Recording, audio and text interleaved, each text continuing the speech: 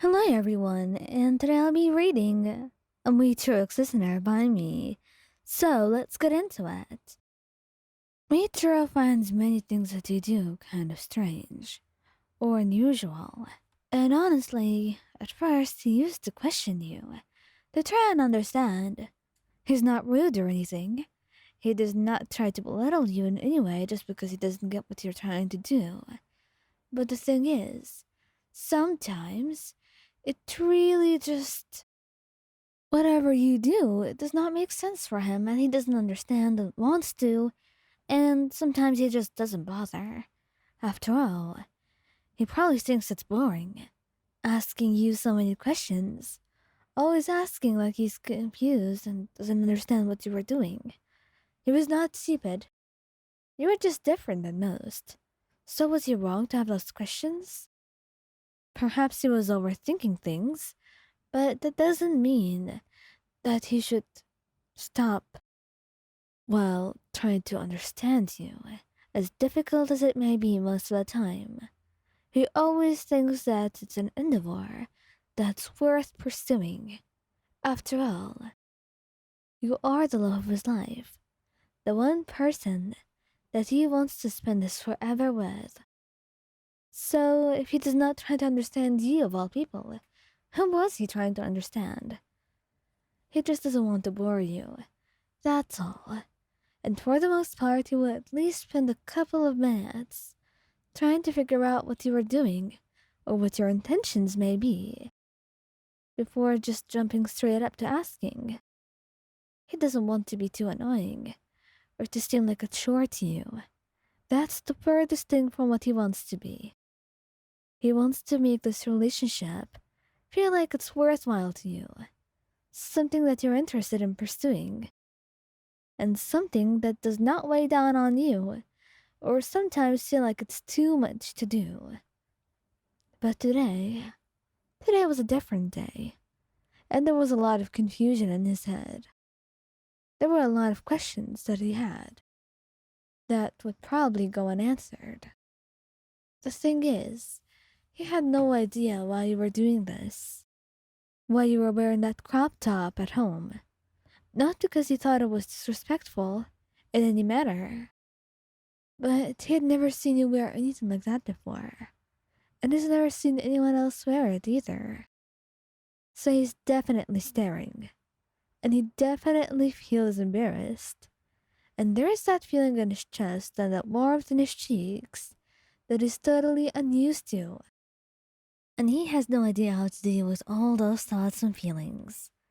You were teasing him, weren't you? You were trying to get a rise out of him.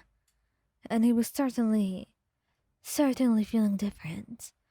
His heart beating just a little bit faster, and his eyes lingering where they shouldn't. You noticed? Of course you did. You were no idiot. And you did wear this just to see how he would react.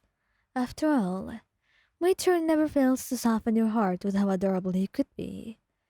Sometimes he just does not realize how much you love him, how much you care about him, and how his little reactions can always melt your heart, no matter what situation the two of you are in.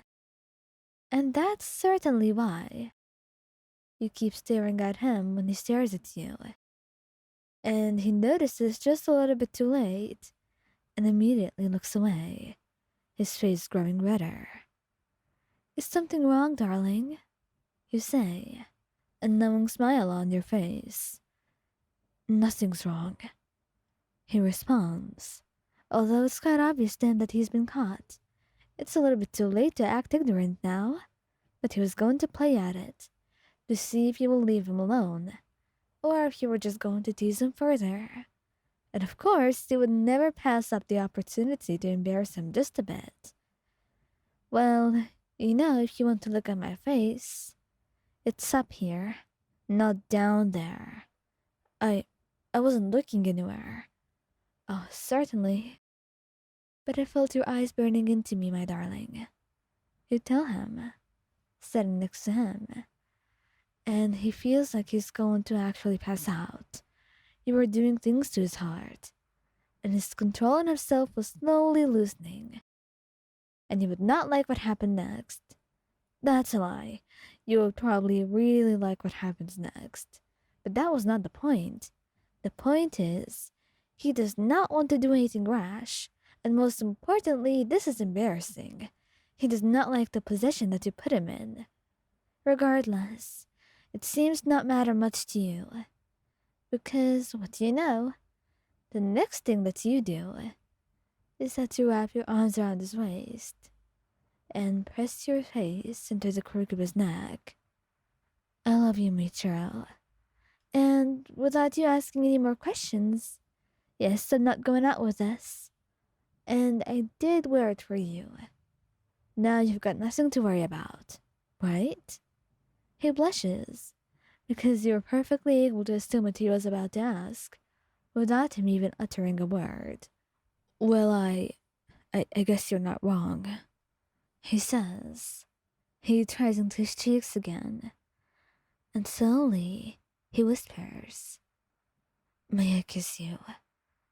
Please, Wyan. And you smile, leaning your head up at him for him to kiss you. Oh, and kiss you he does. He kisses you a lot. His kisses trailing down and down all the way to your neck, and then to your chest, the part that's visible from the crop top that you were wearing anyway. And it's a little bit intense after that. The way he kisses you, the way he just feels so intense, and his hands keep grabbing at you, like he wants you all to himself. He wants you now. He just can't get enough of you, no matter what he does. And the rest is history. But if there is anything you know, you can always tease him about this moment later.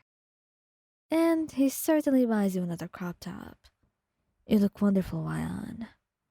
You are wonderful, he would say, after the two of you are done, his head laying on your chest, while he sits on your lap. Well, I know I am. There's no need to say that to me. I mean, you did prove it to me, didn't you? Come on. There's no need to tease me like this. Oh, I'm sorry, Muichiro. You're just adorable sometimes.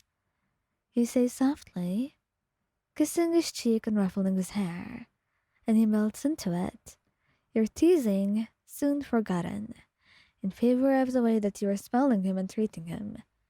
He can forget a lot of things, but is certainly not forgetting how you look like in that crop top, that's for sure.